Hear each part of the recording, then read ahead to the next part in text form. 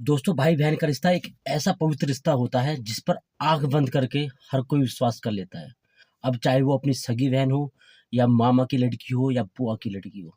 दोस्तों, यदि बहन के ऊपर कोई भी किसी प्रकार की समस्या आ जाती है तो भाई तुरंत ही अपनी बहन के साथ में खड़ा हो जाता है और उस समस्या का डटकर सामना करता है। तो दोस्तों, आज हम एक ऐसी घटना लेकर आ रहे हैं आपके साथ में, जहाँ पर इसका उल्टा होता है। एक भाई की नज़र अपनी बहन के ऊपर इस गंदी तरह से पड़ती है कि पूरा का पूरा देश जो है शर्मसार हो जाता है। तो दोस्तों, हम बात कर रहे हैं यूपी के हाथरस जिले की। गाँव का नाम नहीं बताएँगे दोस्तों, और साथ में दोस्तों सभी पात्रों के हम काल्पनिक नाम यूज़ करेंगे। तो दोस्तों, आप देख रहे हैं सूरज बेहतर सफ़र और मैं सूरज। दोस्तों, इस चैनल को आप सब्सक्राइब करना, डेली 5 बजे आपके लिए एक नई वीडियो क्राइम से रिलेटेड इस पे आती रहेगी। साथ में वीडियो को लाइक भी करना। तो नमस्कार दोस्तों, हम शुरू करते हैं। यूपी का हाथरस जिला, जहाँ पर एक लड़का बदला हुआ नाम रोहित फ़ोन करता है अपनी बुआ के पास में, क्योंकि वो कॉम्पिटिशन की तैयारी कर रहा था। यूपी पुलिस, दिल्ली पुलिस के फार्म वगैरह भर रहा था। तो दोस्तों, ऐसे में वो अपनी बुआ के पास में फ़ोन करता है। बुआ फ़ोन उठाती है, तो बुआ को वो बताता है कि बुआ, मैं कोचिंग सेंटर की तलाश में हूँ और मैं यहाँ पे तैयारी कर रहा हूँ, लेकिन मेरे घर के आस-पास में कोई भी ऐसा प्रतिष्ठित कोचिंग सेंटर नहीं है, जो मुझको अच्छी तरीके से तैयारी करा सके। मैंने सुना है कि आपके घर के पास में एक मार्केट है, दो 1.5 से 2 किलोमीटर की दूरी पर, और वहाँ पर एक जो है नामचीन कोचिंग सेंटर है, जो कॉम्पिटिशन की तैयारी कराता है, और मैं चाह रहा हूँ कि मैं 2 से 4 महीने के लिए आपके घर पर आकर के ही तैयारी करूँ। अब दोस्तों, ऐसे में बुआ जो होती है, वो भतीजा फ़ोन कर रहा है, तो अपने भतीजे के लिए कौन बुआ मना कर देगी। तो बुआ बोलती है, बेटा इसमें पूछने की क्या बात है, तुम जितना जल्दी हो अपना बैग सामान वगैरह पैक करो और यहाँ पे आ जाओ। अब रोहित जो है अपने घर वालों से बात करता है, उनसे कुछ पैसे ले लेता है, क्योंकि जेब खर्चा के लिए पैसे की ज़रूरत होती है, और अपने सारे के सारे बैग को तैयार करके सवेरे वाली 6 से 7 वाली बस में बैठ जाता है। तो सवेरे ही 11 बजे के करीब, क्योंकि ज़्यादा दूरी पर नहीं था बुआ का घर, मात्र 22 किलोमीटर की दूरी पर था, अपने बुआ के घर पे वो पहुँच जाता है। दोस्तों, बुआ के घर पे पहुँचने के बाद बुआ के पैर छूता है, नमस्कार करता है। बुआ की एक लड़की थी पूजा, जिसकी उम्र लगभग 27 साल थी। यहाँ पे जो रोहित पढ़ने के लिए आया था, उसकी उम्र मात्र 21 साल थी, और एक बुआ का एक लड़का भी था जो इंजीनियरिंग की तैयारी कर रहा था, जिसकी उम्र लगभग 30 से 32 साल थी, और वो भी अपने घर पे ही कुछ दिन के लिए आया था, 2 से 4 दिन के लिए, और 1-2 दिन में वो जाने ही वाला होता है। अब रोहित अपने बुआ के घर पे 2-1 दिन अच्छे से मेहमान नवाज़ी होती है उसकी, वहाँ पे वह रहता है, अच्छा खाता-पीता है। अब उसको कोचिंग सेंटर में रजिस्ट्रेशन करवाने की बारी आती है। तो उसी दिन उसका बुआ का लड़का, जहाँ पे वो इंजीनियरिंग की तैयारी कर रहा था, उसका भी जाने का समय होता है। तो वो बोलता है, रोहित ठीक है, तू घर का अच्छे से ख्याल रखना, मेरे बाद जो भी घर में कुछ भी काम की ज़रूरत की चीज़ होगी वो तू लाकर दे देना, और अपने घर का इसका ख़्याल रखना। वो रोहित बोलता है, ठीक है भाई, कोई आप टेंशन मत लो, आप जाइए, लेकिन जाने से पहले मेरा एक काम करवा दीजिए। आपके घर के ही पास में जो मार्केट है, वहाँ पे एक कोचिंग सेंटर है, वहाँ पर मेरा एडमिशन करवा दीजिए। अब दोस्तों, सब कुछ अच्छे से चल रहा था। बुआ का लड़का कहता है, ठीक है, कोई दिक्कत नहीं है, मैं तेरा एडमिशन करवाने चलता हूँ, मुझको वैसे भी शाम को 5 बजे जाना है, निजामुद्दीन रेलवे स्टेशन पहुँचना है मुझे। तो ठीक है। अब दोस्तों, उसका एडमिशन के लिए बाज़ार में चल पड़ते हैं, वहाँ पे कोचिंग सेंटर वाले से बात करते हैं। 800 रुपए प्रति माह की उसकी जो पढ़ाई की जो फ़ीस होती है, रजिस्ट्रेशन वगैरह करा देते हैं। अब रास्ते में खाने-पीने के चक्कर में वो खा पी करके वापस अपने घर पे आते हैं। अब शाम शाम के समय उसका समय हो जाता है, बुआ के लड़के का दिल्ली पहुँचना था उसको, इसलिए वो अपने नज़दीक के रेलवे स्टेशन पे पहुँचता है, निजामुद्दीन रेलवे स्टेशन के लिए वो चला जाता है। रोहित वापस अपने घर पे आता है, बुआ के घर पे आता है। अपना खाना-पीना खाने के बाद जो किताबें, नई किताबें लेकर आया था, उनको पढ़ना शुरू कर देता है। 10 से 15 दिन रोहित जो है अपनी बुआ के घर पे रहता है अच्छी तरीके से। तो दोस्तों, जो उसके बुआ की लड़की थी, उसका नाम था पूजा, 27 साल की उम्र थी। फिगर बिल्कुल उसका कमसीन था, सुडौल था, एक अच्छा अट्रैक्टिव फिगर था। कोई भी अगर उसको देख ले, तो कोई भी आसानी से उसके ऊपर फ़िदा हो जाएगा। लेकिन ये फिगर जो होता है, ये जो भाई-बहन के रिश्ते होते हैं, इनमें ये काम नहीं आता है। क्योंकि जो भाई की नज़र होती है, वो अपनी बहन के प्रति बहुत ही संवेदनशील होती है, एक प्यार वाली नज़र होती है। लेकिन यहाँ पर उल्टा होता है, रोहित जो था, वो एक नंबर का जो मानसिक जो कुकर्मी लोग होते हैं ना, उस प्रवृत्ति का इंसान था। अब रोहित की निगाह पड़ती है पूजा के सुडौल शरीर के ऊपर। अब वो बहक जाता है। अब वो उधेड़-बुन में रहता है कि कैसे इस कहानी को अंजाम दिया जाए, कैसे इसके साथ किया जाए, क्योंकि डायरेक्ट इससे बोलूँगा तो ये लड़ भी सकती है, यहाँ से भगा भी सकती है, और मुझको नीचा दिखा कर के मैं सारी ज़िंदगी फिर बेइज़्ज़ती महसूस करूँगा। वो तो वहाँ पे उस टाइम पे वो चुप लगा जाता है, लेकिन उसको बार-बार निकलते-बढ़ते उसको ऐसे ही घूरता रहता है, जब भी वो झाड़ू लगाती है, खाना बनाती है या बाथरूम में नहाने के लिए जाती है, कुछ भी काम करती है। दोस्तों ये सारी की सारी जो कहानी मैं सुना रहा हूँ, ये न्यूज़पेपर के अकॉर्डिंग, जो न्यूज़पेपर में लिखा हुआ था उसी के अकॉर्डिंग आपको मैं बता रहा हूँ। इसमें कुछ भी फेक नहीं है, सिर्फ़ नाम जो है वो बदले हुए हैं। जगह, जिला जो हाथरस है वो बिल्कुल सेम टू सेम है, लेकिन गाँव का नाम नहीं बता सकता। तो दोस्तों जब उसको वो नहाते, खाते, पीते, उठते, बैठते जब उसको गलत निगाह से देखना वो शुरू करता है, तो उसकी जो प्रवृत्ति है काफ़ी घिनौनी हो जाती है। अब दोस्तों एक दिन ऐसा ही होता है, जो उसकी बुआ होती है उसकी पेंशन आ रखी होती है, क्योंकि उसके जो हस्बैंड थे, उसके फूफा जी थे, वो आर्मी से रिटायरमेंट थे, लेकिन रिटायरमेंट के 2 से 3 महीने बाद ही हार्ट अटैक से उनकी मृत्यु हो जाती है। जो पेंशन थी उसकी बुआ के नाम हो जाती है, तो वो धोलाकुआ कैंट पर एक डॉक्यूमेंट होता है केवीएस का, जिसमें बैंक में वो डॉक्यूमेंट जमा करना होता है। नवंबर से दिसंबर की बात थी, नवंबर माह में वो फॉर्म जमा करना होता है कि जो पेंशन लेने वाला व्यक्ति है वो जीवित है या मृत है। तो उसके लिए केवाईसी के लिए उसको धोलाकुआ कैंट के पास जाना पड़ता है उसकी बुआ को। और धोलाकुआ कैंट के बराबर में ही उस जो उसकी बुआ होती है उसकी बहन का घर भी वहीं पे था। तो ऐसे में वो बोलते मुझको 1 या 2 दिन भी लग सकते हैं, अब तुम दोनों की ज़िम्मेदारी है पूजा की और रोहित की अपने इस घर को सँभालने की। सवेरे के 8 बजे वो बस में बैठकर धौलाकुआं के लिए निकल जाती है, क्योंकि हाथरस से दिल्ली का धौलाकुआं जो कैंट होता है वो काफ़ी दूर पड़ता है दोस्तों। तो उस सीधी-सी बात थी, 2 से 3 दिन आराम से लगने ही लगने थे। अब रोहित खुश हो जाता है इस खबर से कि अब तो मैं ये रहेंगे घर पे, अब कोई टेंशन ही नहीं है। तो दोस्तों 2 से 3 घंटे बाद अच्छी तरीके से बारिश पड़ना शुरू हो जाती है। अब ऐसे में पूजा को कुछ प्रॉब्लम होती है, उसके सर में दर्द होना शुरू हो जाता है। तो वो बोलते हैं रोहित भैया, रोहित बोलता है जी बहन बोलिए क्या बात हुई? तो वो कहती है कि मेरे सर में दर्द हो रहा है। तो मैंने घर पे देख लिया, कोई मेडिसिन सिर दर्द की नहीं है। बारिश अभी हल्की-हल्की पड़ रही है, तुम अगर हो सके तो स्कूटी लेकर चले जाओ और मेरे लिए सिर दर्द की गोली लेकर आओ। अब रोहित इसी मौके की तलाश के अंदर था। रोहित खुश हो जाता है, वो बोलता है बहन टेंशन क्यों ले रही हो? मैं अभी लेकर आके आता हूँ।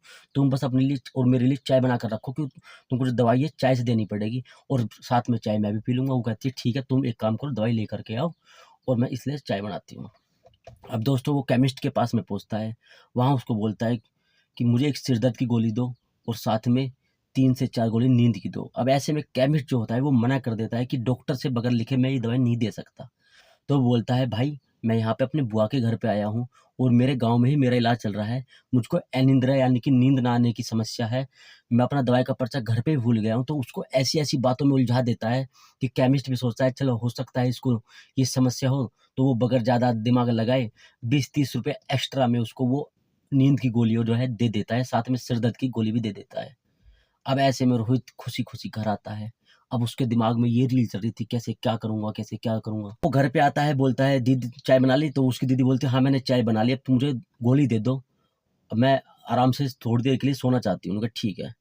अब वो उसके हथेली के अंदर 2 गोली नींद की और 1 गोली सिर के दर्द की रख देता है। जो सिर के दर्द की गोली होती है वो सोचता है कि इसको कोई दिक्कत ना हो जाए, इसलिए वो आधी तोड़ के रख देता है और बोलता है कि केमिस्ट ने बोला है ये वाली गोली आधी लेनी है और ये 2 गोली पूरी की पूरी लेनी है। जो नींद की गोली होती है वो छोटी-छोटी, बारीक-बारीक होती है, वो उसको दे देता है। पूजा भी समझती है हाँ ठीक है, जब लेके आया तो ये सिर के दर्द की गोली होगी। पहले वो 1 गोली खाया करती थी, अब हो सकता है कुछ नया फ़ॉर्मूला आ गया होगा तो ठीक है। वो बगैर किसी सवाल जवाब के वो तीनों की तीनों गोलियाँ जो है खा लेती है, चाय के साथ में ले लेती है। अब कोई 15 से 20 मिनट पीछे उसको थोड़ी-थोड़ी नींद आनी शुरू हो जाती है, तो पूजा को लगता है कि हो सकता है दवाई ली है, उसके बाद वैसे भी मैं सोने ही वाली थी थोड़ी देर में, तो अच्छी बात है वो सो जाती है। अब उसको दोस्तों ऐसी गहरी नींद आती है कि जैसे रोहित उसको जगाने की कोशिश क्योंकि रोहित को तो पता था कि उसको नींद की गोली दी गई है और रोहित को वो अंजाम भी देना था उसको, सारी घटना को। अब जैसे रोहित उसको जगाता है, बु दीदी, दीदी, वो कोई भी रिस्पॉन्स नहीं देती है। अब ऐसे में रोहित शुरू हो जाता है अपनी मुँह काला करने में। वो उसके कपड़े-वपड़े उतार देता है, उसके साथ में दुराचार करना शुरू कर देता है। साथ में उसके साथ में दुराचार करने के बाद वो उसकी नंगन अवस्था की वीडियो भी बना लेता है और जो उसके साथ में क कांड करता है, उसके भी अपनी भी और उसकी लड़की उस लड़की की भी वीडियो बना लेता है, क्योंकि वो नींद की हालात में थी, विरोधाभास की अवस्था में नहीं थी। उसने कोई विरोध नहीं किया होता है क्योंकि वो सो रही थी उस टाइम पे। अब वीडियो बनाने के बाद दोस्तों वो उसको कपड़े-वपड़े ऐसे ही पहना देता है, जल्दबाजी में जैसे भी पहनाए जाने थे और वो अपने आके कमरे में लेट जाता है। जैसे ही शाम को 3 से 4 बजे उसकी आँख खुलती है पूजा की, तो वो देखती है कि उसके कमरे की हालत कुछ उसको अजीब-ओ-गरीब लग रही थी। उसकी बेडशीट, उसके कपड़े, सारा का सारा सामान अस्त-व्यस्त लग रहा था, तो उसको कुछ अनहोनी होने की महसूस होती है। साथ में दोस्तों उसके एब्डोमेन यानी कि प्राइवेट पार्ट के जो ऊपरी हिस्सा होता है उसमें कुछ दर्द महसूस होता है, जो उसको ज़िंदगी में पहली बार हुआ था। अब वो समझने, क्योंकि 27 साल की उम्र थी, तो उसको समझने में ज़्यादा समय नहीं लगता है। वो समझ जाती है कि रोहित ने तेरे साथ कुछ गड़बड़ कर दिया, लेकिन वो कह नहीं पाती है। अब दोस्तों उसकी बुआ अभी भी नहीं आई थी, क्योंकि वो पहला ही दिन था जब उसको गई थी। अगले दिन वो फिर उसके पास में, रोहित उसके पास में जाता है और उससे कहता है मुझको तुमको कुछ दिखाना है।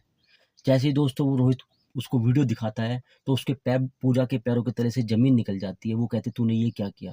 क्योंकि ये मैंने जो भी कुछ किया, अगर तुमने ज़रा-सा भी किसी को बताया तो मैं इस वीडियो को वायरल कर दूँगा और तुम मेरे साथ अब ये काम करो।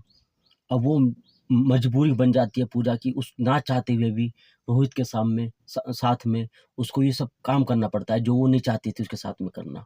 अब दोस्तों लगभग करते-करते 7 से 8 महीने हो जाते हैं। वो वहाँ उसी बुआ के घर पे डेरा डाल के बैठ जाता है। बुआ भी आ जाती है, बुआ को कुछ नहीं मालूम होता है, क्योंकि अब धीरे-धीरे पूजा भी उसके साथ में इंटीमेट होना शुरू हो जाती है। वो इशारे करता है, वो भी धीरे से आ जाती थी। अब इसको मजबूरी समझ लो या फिर उसकी आदत पड़ चुकी थी, वो समझ लो, कुछ भी कह सकते हैं। लेकिन पुलिस हिस्ट्री में इसको सिर्फ़ ये बताया गया है कि पूजा डर की वजह से उसके साथ में शामिल होती थी। अब दोस्तों केस कहाँ खुलता है?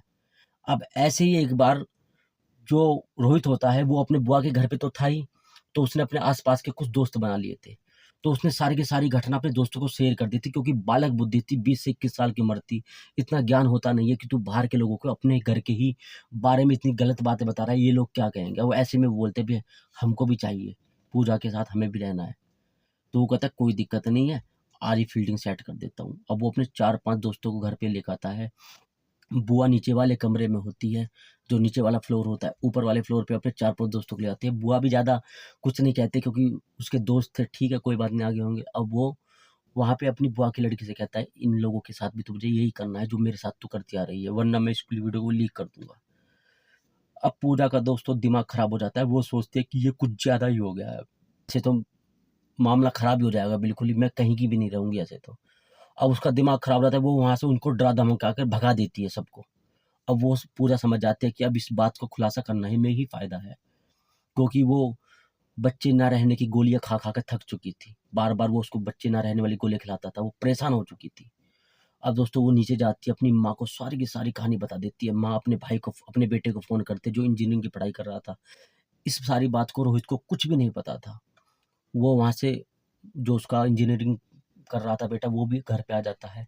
ऐसे में बुआ एक बार पुलिस कंप्लेंट करने से पहले अपने भाई के पास फ़ोन करती है कि भाई, रोहित ने तुम्हारी इसके साथ में यानी कि मेरी बेटी के साथ में ये काम किया है, और अब बताओ इसके साथ क्या करना चाहिए? तो ऐसे में वो भी रोहित का ही साथ देता है। वो कहता है कि तेरी लड़की ही बदचलन होगी और 8 महीने से तू मुझको आज बता रही है, फलाना-ढिकाना, वो उसकी बात पे तवज्जो नहीं देती है। ऐसे में जो बुआ होती है उसका दिमाग खराब हो जाता है, क्योंकि उसको अब लगता है कि अब इसको मैं कंप्लेंट ही कराऊँगी, इसको सज़ा ही करा के दूँगी, क्योंकि ऐसे में मेरा भाई भी मेरा साथ नहीं दे रहा था। हो सकता था कि भाई मेरा साथ देता, उसको मारता, पीटता, समझाता, तो शायद इस केस को मैं फैमिली मैटर समझ के यहीं पे दाब देती, लेकिन उल्टा भाई उसको ही बदतलन बताने लग गया था, पूजा को ही। अब ऐसे में दोस्तों वो तीनों चारों जो है पुलिस थाने में जाते हैं, सारी की सारी रिपोर्ट दर्ज कराते हैं। शाम को पुलिस वाले आते हैं, रोहित को कुछ नहीं पता था ये क्या हो रहा है, क्या नहीं हो रहा है, तो पुलिस वाले उसको उठाते हैं, मारते-मारते उसको थाने में लेकर जाते हैं। उसके ऊपर जब डंडे बरसते हैं और सारी की सारी कहानी, तो वो एक्सेप्ट वहीं पे कर लेता है थाने में ही। फिर उसको वहाँ से कोर्ट लेकर जाया जाता है। कोर्ट में उसको सज़ा होती है। अभी भी वो इस टाइम पर भी जेल में ही, जेल के अंदर ही है। तो दोस्तों ये है, फैमिली में कुछ ज़्यादा ही जब विश्वास कर लेते हैं, तो कुछ ऐसे दरिंदे भी होते हैं जो इस समाज में रहने के लायक नहीं होते हैं। फिर वो हमारे घर में रहने वाली मासूम लोगों को साथ में इस तरह की घटना को अंजाम दे देते हैं। फिर पूरी ज़िंदगी वो इसी दर्द के साथ में ऐसे ही गुज़ार देती है, पूरी ज़िंदगी वो मायूसी के साथ में गुज़ार देती है। तो दोस्तों आज की वीडियो में बस इतना ही। पूरी घटना रियल घटना के ऊपर आधारित है। अभी भी दोबारा मैं बता रहा हूँ कि जितने भी मैंने नाम लिए हैं, सारे के सारे काल्पनिक नाम हैं, बदले हुए नाम हैं। किसी भी व्यक्ति से इन नामों का मिलान खाना महज एक इत्तेफ़ाक हो सकता है। दोस्तों वीडियो अच्छी लगे तो वीडियो को लाइक करना। डेली 5 बजे हम ऐसी क्राइम स्टोरी आपको इसी चैनल पर अपलोड करते रहते हैं। आपके देखने के लिए वीडियो को लाइक करके चैनल को सब्सक्राइब करना। साथ में कमेंट बॉक्स में बताना कि आपको ये स्टोरी कैसी लगी। मिलते हैं किसी नेक्स्ट वीडियो में, तब तक के लिए दोस्तों बाय बाय।